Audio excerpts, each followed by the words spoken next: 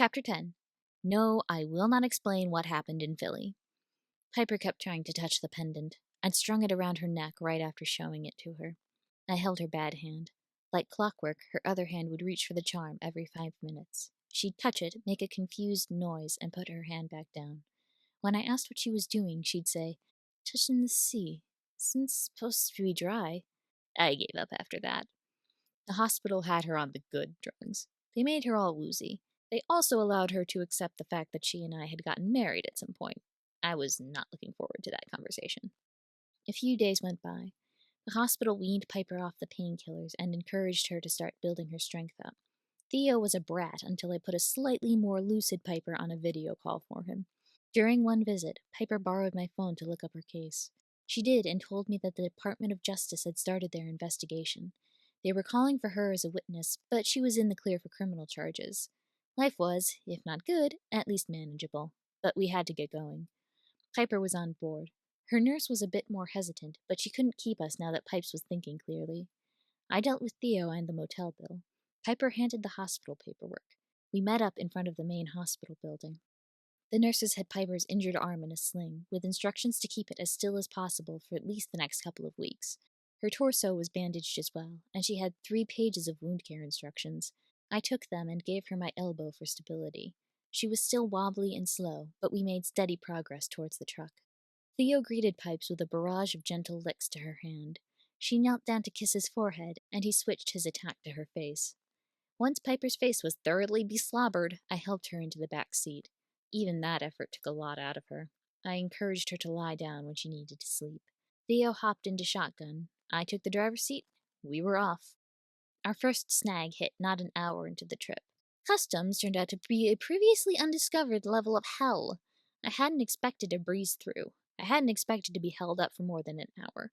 Turns out I wildly underestimated the delays inherent to bureaucracy. Between the dog and the injured woman, I was ready to scream by the time we were cleared. It wasn't either of their faults. That barely made the situation better. I plugged Pan's address into my phone's GPS and tore away as soon as the checkpoint was out of sight. Piper spent most of the drive either asleep or in a trance. After Theo determined that she wasn't dying, he stuck his head out the window. His tongue lolled out of his mouth and his jowls flapped in the wind. The picture of a happy dog. I lost sight of Piper as a result. No eyes on her, no touch, no presence. She'd pop in and out of my awareness as she startled into wakefulness, bracelet chiming. I was past ready for a break at the halfway point. Piper was too. So was Theo. We parked in the lot of the first half-decent diner with all-day breakfast and a car charger I could find and sat down to eat. I left Theo leashed outside with a bowl of food and water. When our food arrived, Piper eyed my pancakes with undisguised envy. Good thing she was smart enough to get a milkshake instead. I would have argued with her about it. We ate in companionable silence for a while. Piper eventually stalled out. She hummed, twirling her straw in the bottom of her glass. Asked, "How long do you think it'll take for us to get back to mine?" I considered distances, truck battery charging times, and how Piper would be out of commission for driving duty until tomorrow. 3 or 4 days. Charging the truck is going to be our major delay. We should mitigate some of the extra stops by timing our meals to match with the charging windows. She nodded and said, "How far do you think we'll get today?" "Just to Vegas." "Do you have something to do there? A meeting with someone?" I choked on a bite of syrup-doused pancake. Piper leaned over to slap my back. I'd anticipated several awkward conversations in our immediate future. What's the deal with the necklace, for one? How come your dog acts like a preternaturally tractable 12-year-old, to give another example? The last thing I'd expected was for Piper to pick up on the fact that we were going on a side quest. "Geez, Pipes, warn a guy," I groused once I was no longer at risk of humiliating death. Seriously, I'd survived 3 entire cartels coming after me at once. I was not about to die to breakfast food. How'd you even realize we were taking a detour? "The GPS says we'll get to Vegas in a couple of hours, and it's barely 1 in the afternoon. Even with the truck needing to charge, we could probably get to the next city by 8. There's no reason to stay overnight unless you had another objective here. Math's not hard, Ty." Fair enough. I should have expected better. I took another bite of pancake before answering. It didn't taste as good now that I'd almost killed myself with it. I drowned the remnants on my plate with more syrup while speaking. "I need to see a guy in Vegas. Was hoping you'd come with." "I don't have much of a choice, considering the fact that we're sharing your truck," Piper noted dryly. Which, point. "We don't have to go," I said in a rush. "I'm not kidnapping you or anything, but I really would like to see him." You're being cagey on purpose.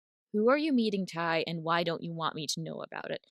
Oh boy, she was not going to be happy. Panacea. Justin? She leaned back in surprise. Him? Why? She cut herself off as the fingers of her injured arm twitched. Tried to hide her flinch of pain. Didn't quite manage it. Ty, he owes me, I said. There was a thing in Philadelphia a while ago. We buried the hatchet. We had not. But he owed me big time. The thought probably galled him. He'd be happy to even the scales. Don't sweat it. Not reassuring. She glanced at my plate. Want some pancakes with that syrup? Huh? I looked down. Shit! I hadn't been paying enough attention to my plate. My pancake scraps were floating in a pool of sticky liquid.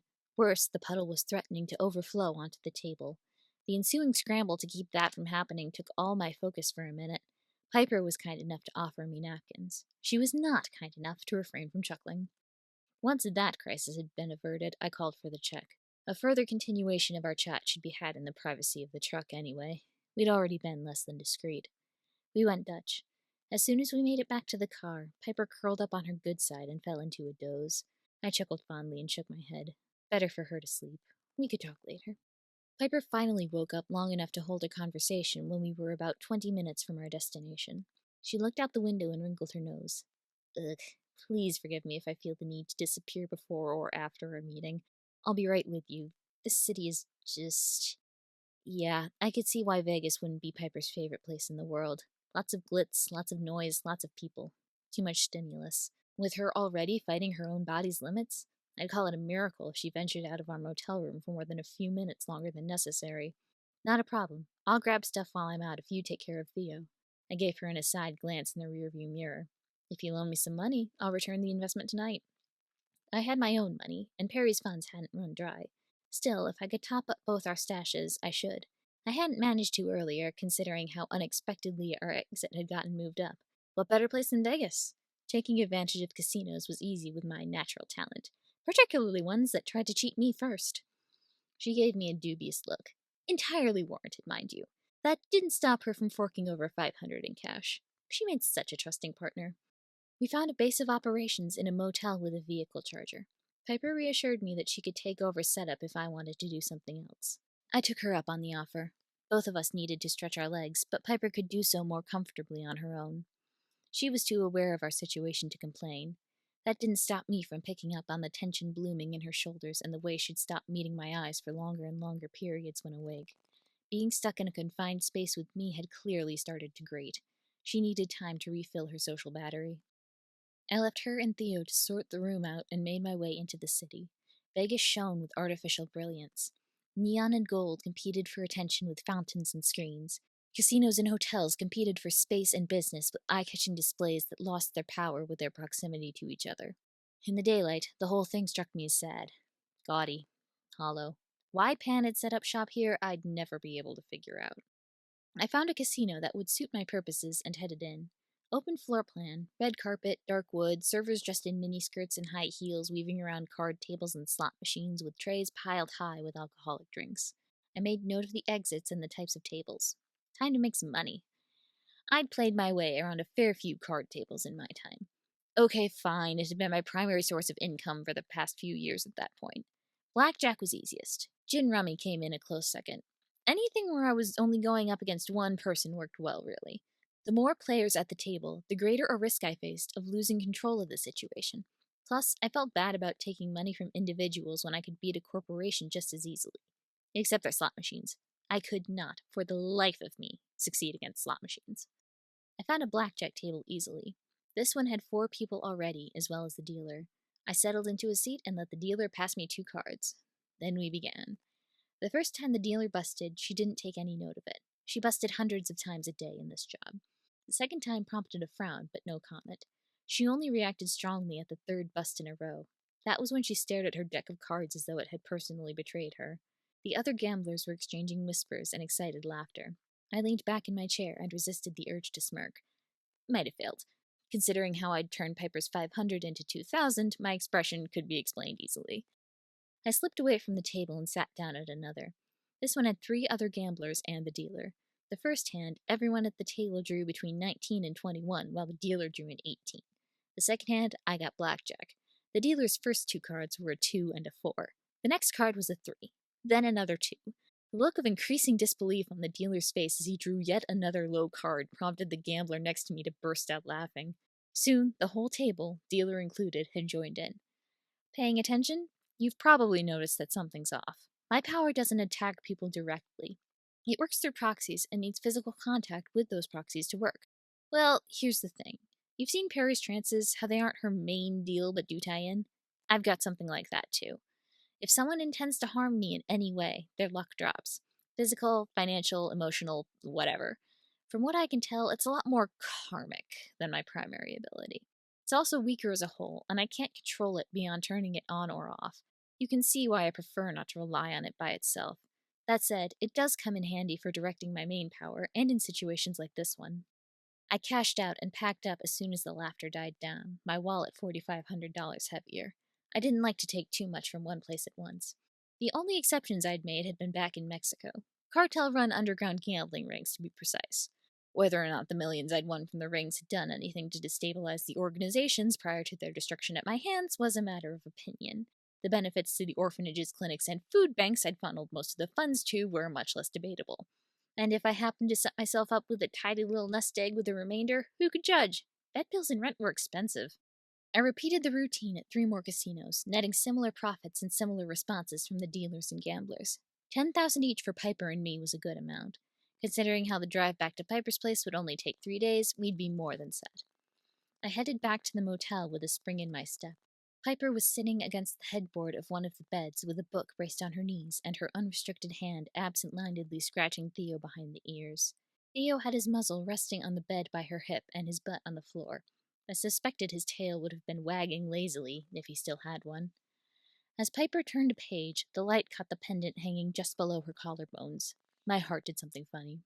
She heard me, looked up, smiled. The funny feeling in my heart redoubled. Oh no. My alarm must have shown on my face. Piper's smile dropped. She put her book aside. Everything all right? She asked. The concern was no better than the smile. Might have been worse in some ways. I put on my best collateral grin. No need to complicate Piper's life with my feelings. Later, once her crooked cop problem had been handled. I pulled out the bills I'd separated out as Piper's share and lobbed them underhand at her. She bobbled the stack and dropped it on the bed. She didn't pick it up. Instead, she eyed it with the suspicion generally reserved for a gift from a toddler who'd been playing in mud puddles. Ty? I laced my fingers together behind my back and rocked onto the balls of my feet. Yes? Please tell me that's 100 stacked on top of a bunch of ones. That's 100 stacked on top of a bunch of ones. Great. Now say that and be honest. I laughed and flounced over to sit on the foot of the bed. Piper glanced my way, but made no move to pick up the money. That wouldn't do. I took the cash and held it out to her. Come on, Pipes. I told you I'd return your investment. Don't make a liar out of me. More hesitation. Theo hopped his front paws onto the bed to get within sniffing distance of the stack. I bopped him gently on the nose with it to make him jump down. He did, with a grumble. Piper watched the interaction with an expression I couldn't translate. I bopped her the same way I'd bopped Theo. She reared back. Confused offense replaced the blankness. Much better. I laughed again, gentler this time. Took her hand. Pressed the money into it. It's all good. Promise. She swallowed. Closed her fingers around the stack. It's a lot of money, she said with a quaver in her voice. And I won it fair and square.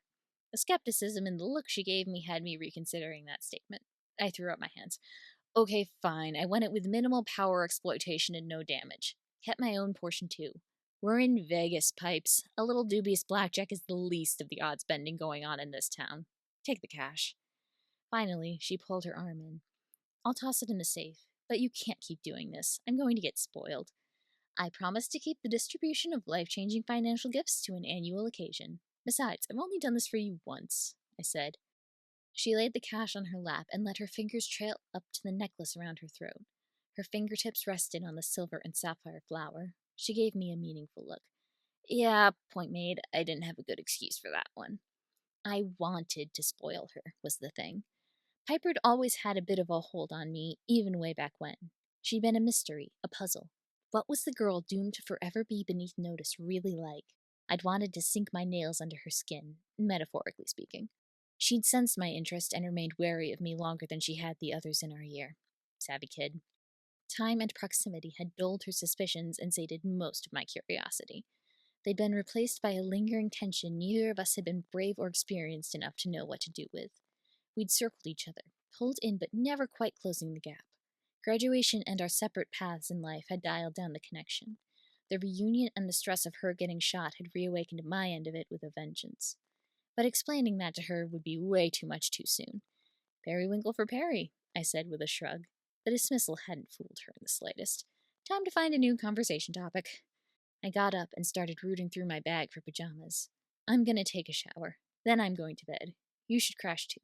We're going to be having a long, unpleasant conversation with Panacea tomorrow, and I want both of us to be well rested for it. Queries, kudos, or concerns? Like, comment, and subscribe. Thanks for listening.